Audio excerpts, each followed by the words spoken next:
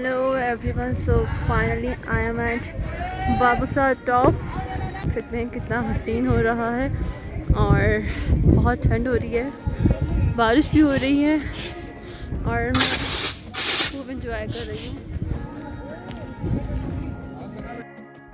अस्सलाम वालेकुम guys, how are you all. हम लोग इस वक्त बाबूसार टॉप पर है और बड़ा ही चिल वेदर है यहाँ का। बहुत अच्छा लगा है आके। मैं यहाँ फर्स्ट टाइम आई हूँ, बच्चों के साथ आई हूँ और सना के साथ आई हूँ स्पेशली, और हुसैन के साथ।